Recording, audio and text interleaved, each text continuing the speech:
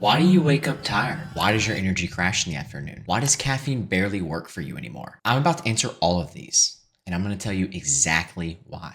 I'm Dr. Matt Jones, a doctor focused on helping you feel your best, perform your best, look your best, and kick ass every single day. My passion is helping you feel amazing so you can do the things that you love. My goal is to do this in the most natural way possible. I get tons of questions across social media every single day, and sometimes it's hard to answer every single one in a comment. So I wanted to do a little Q&A video to answer the most burning topics that you guys have.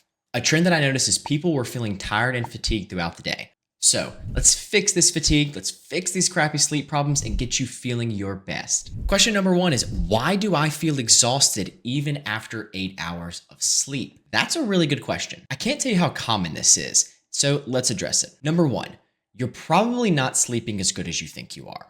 See, just because you're in the bed for a certain amount of time doesn't mean that you're actually getting quality sleep during that time.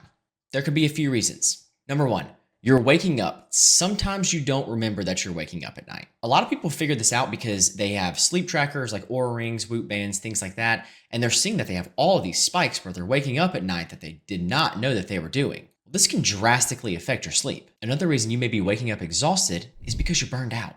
This can be from a multitude of reasons. Are you under high stress? Is that in your relationship? Is that in your job? Is that in your schoolwork? The list can go on. But if you're constantly under high stress and you are going, and you're not passionate about that, you feel exhausted from that, well, you're burning through energy you don't have and your body is not recovering fully. And if you're constantly in a high cortisol state like that, a very stressed state, you're not going to be getting the sleep that you need. The body likes a relaxed state to sleep. Lowering stress is crucial. Here's what I would do to fix these problems. Number one, I would take magnesium glycinate.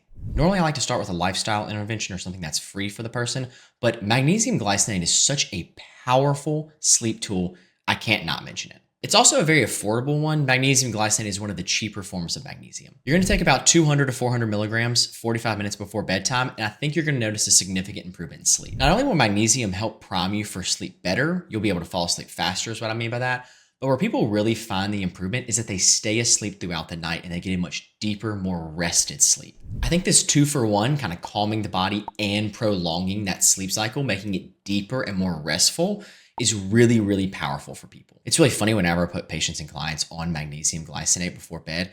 I cannot tell you, I get messages all the time. You're like, oh my gosh, you have changed my life. This is an amazing substance. And I'm like, yeah, it's really, really effective. And that's why I love it so much. The other thing too is I really would recommend resting and recharging, especially before bed. One, you need to spend time reflecting on what is burning you out so much, and you need to make adjustments in your life towards that. This video isn't fully focused on that, but you've got to figure out what's stressing you out in life. You cannot go your whole life burnt out. Lastly on this topic, let's talk about a really quick sleep routine that I think is going to be very helpful for you. I call it the rule of threes. You're going to find 3 things that you can do every single night on repeat before bed that help calm you, soothe you, and prepare you for bed perfectly. I'll give you a simple example. Number 1, start by dimming the lights. Bright lights, particularly blue lights, are going to inhibit melatonin production. This is the hormone that helps you fall asleep. Dim the lights, turn them to an amber hue, drop the screen time, but if you have to, if you want to watch a movie or something before bed, then you need to be using blue light blocking glasses at a bare minimum. Those are those crazy things with the orange lenses that you've seen.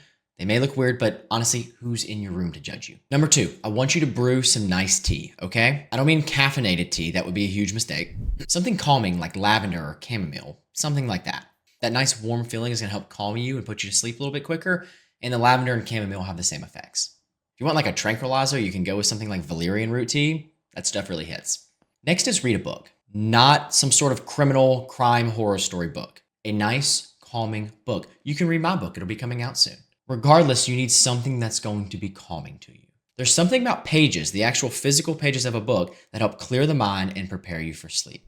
Doing these 3 things, this combination of things, the rule of threes, will really help prepare you for bed. But it has one more extra benefit that's really important. That benefit is if you continue to do this every single night, your body associates this routine with sleep, and that is very powerful. Not only are these 3 things themselves actually preparing your body to sleep better, but the actual act of doing them in a routine every single night triggers your body every single night to go, oh, it's bedtime. We're doing the rule of threes. Okay, let's start winding down. Let's boost that melatonin production, drop that cortisol a little bit, and let's prepare for a good night of sleep. I'm telling you, try this for a week, and I think you're going to see amazing results. Okay, to not beat that one into the ground anymore, let's move on to the next question, all right? Let's see what we got here. What is the number one mistake that people make that drains their energy? This one you're not gonna like, but you need to hear.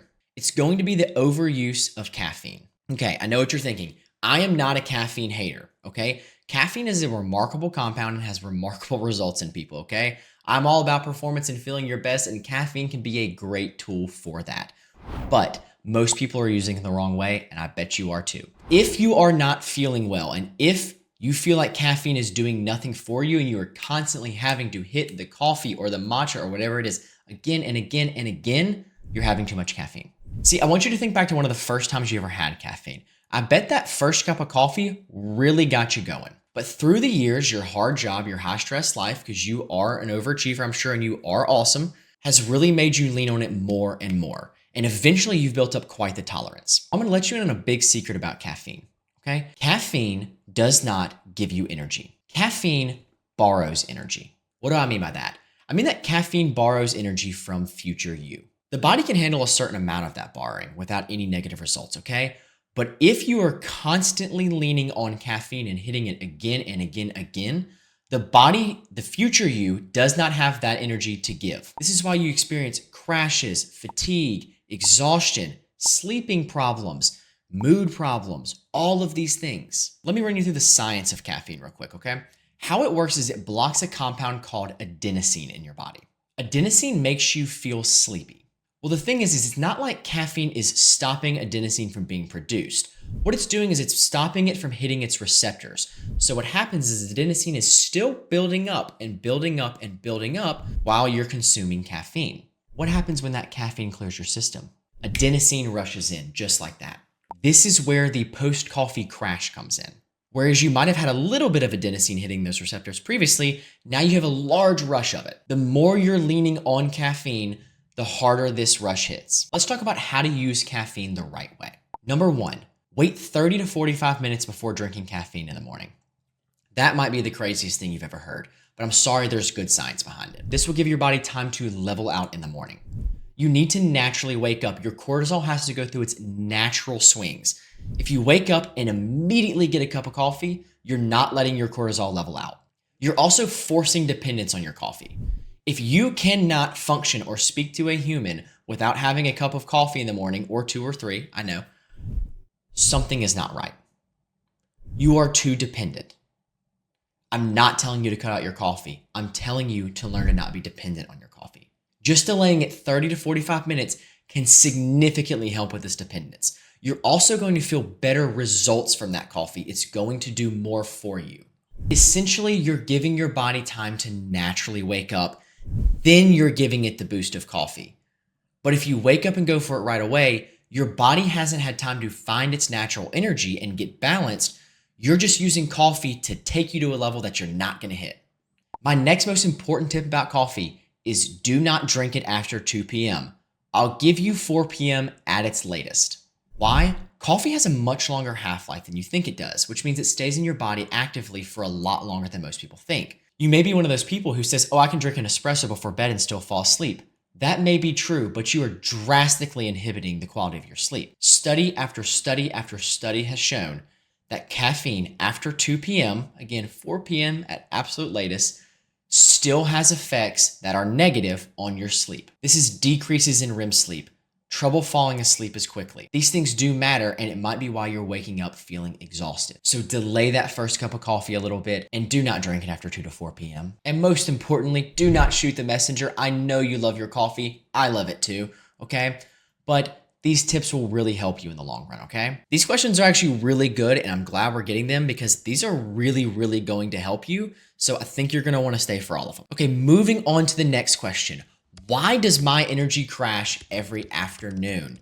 Well, we just covered a really big reason for that, and that's probably because of caffeine use. But there are other significant reasons as well. Another big one that I see with people all the time are blood sugar imbalances and crashes throughout the day. A lot of people realize that their energy just plummets after lunch. That's probably for a reason. Oftentimes, people are eating very carb-heavy lunches. So you're gonna get about an hour to 2 hours of energy after that lunch, and then you're going to plummet. Sometimes, if you're not metabolically optimized, which is a lot of the population at this point, you may get 45 minutes before you are exhausted. Well, that's probably because of what you ate. My simple and easy suggestion for you, eat a protein-rich, lower carb meal. I'm not talking about straight keto or carnivore or anything like that, but just lay off the fast carbs. I recommend something like a good beef, chicken, or fish with some vegetables. Lay off the big shrimp po' boy with the fried shrimp and the large bread on it.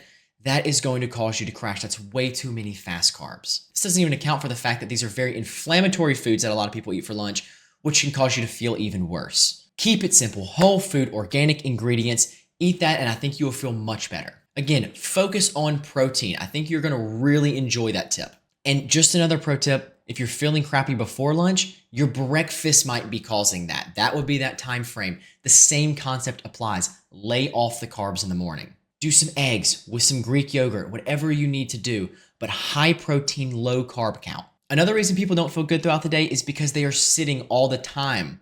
Listen, my job requires me to sit too, but you've got to get up and get some exercise. I'm not saying you have to go for a run midday, but I am saying take a lap outside if you can, okay? Get up, just walk, go do something, go socialize with someone for 5 minutes. The act of standing up, they say once every 45 minutes, can make a huge difference. You've just got to break this long-term habit of sitting all day. You've got to be getting up. That will help tremendously with your energy. And I cannot make this video without really quickly touching on circadian rhythms and light exposure, okay? This is going to be very, very helpful for preventing those mid-energy crashes and feeling better in the morning and sleeping better. Wake up and get natural sunlight on your eyes within 15 to 30 minutes of waking up. This will help balance your circadian rhythms and will actually help you fall asleep faster at night. Get sunlight on your eyes throughout the day. If you are inside all day like many Americans are, get out, just be in the sun for 5 minutes, okay? It will be really good for you and it will help prevent those midday crashes. And then finally, the last thing I'll say about this topic is make sure you're going out right before sunset and seeing that sunset, experiencing it. It will help you fall asleep tremendously. This primes the body, drops the cortisol a little bit, and improves and increases melatonin production. Obviously, this will help prime you for sleep. All right, let's get into our last question that I think you're going to really, really enjoy. I don't want to make this video too long, but I think you're going to like this one, okay? Do supplements actually help with fatigue, or are they a waste of money? I like this question. There are many supplements out there that are crap, but there are many supplements out there that have remarkable results in people. I've already mentioned one here. The short answer is yes. Some supplementation can be incredibly helpful for fatigue, and let's go through them right now. I will say, fatigue can be a very unique thing for a person, so it is important to consult a professional. I do consults myself. I can really dig into your information, dig into your story, see where you're having the issues, and we can get a very custom plan for you. You can just message me or drop a comment, whatever you want, and we'll get you set up. But which supplements help people? So let's go through it. First and foremost, magnesium. We talked about this, okay? Magnesium can help tremendously with fatigue, specifically glycinate or a different kind, threonate. I like magnesium glycinate. 45 minutes before bed, 200 to 400 milligrams will help improve your sleep dramatically, which will improve your energy and focus the next day.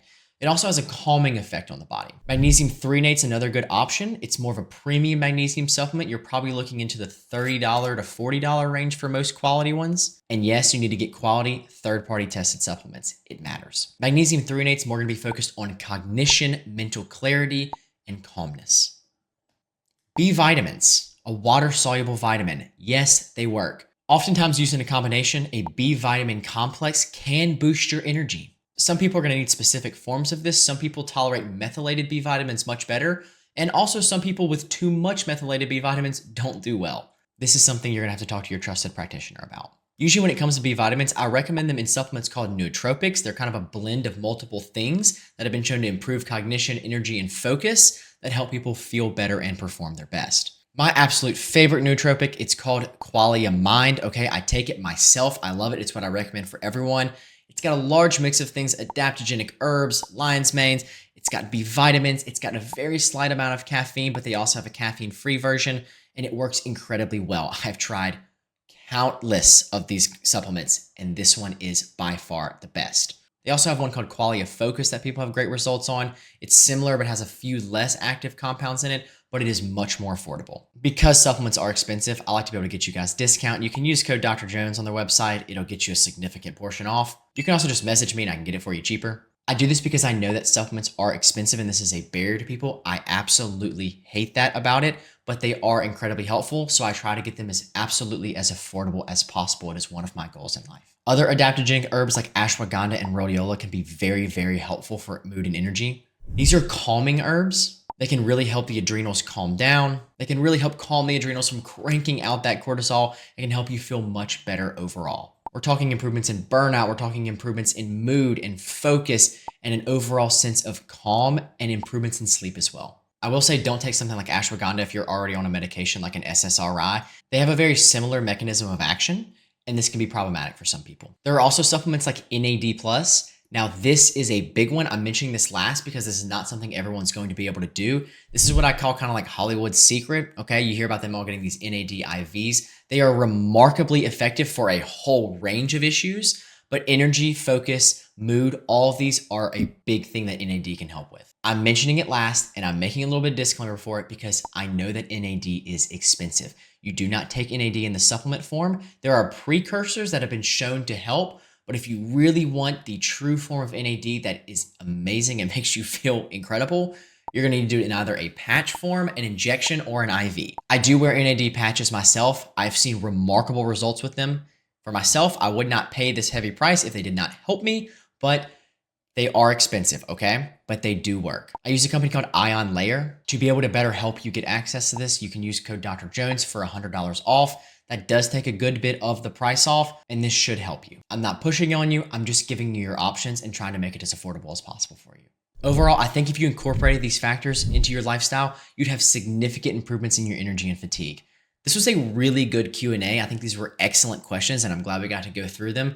And I have a feeling some of them hit home with you. If some of them did, please drop a comment about which one of these is the most helpful for you and which one of these tips you're going to try next. If you need any help with access to supplementation, and I highly, highly encourage you to reach out to me, I can help make these things affordable for you. So please drop a comment, DM me on any socials, whatever you need to do. I am here to help. If you enjoyed this, please let me know. And if you found this helpful at all, send this to someone else that you think could benefit. It could really change their life. It would be a nice thing that you could do. And a lot of work goes into these videos. So please drop a like, subscribe for more amazing content. It would help me and it would help you tremendously because I do videos like this once or twice a week and have all sorts of short form content that I think you can benefit from. Thank you for watching. And as always, I'll see you in the next one.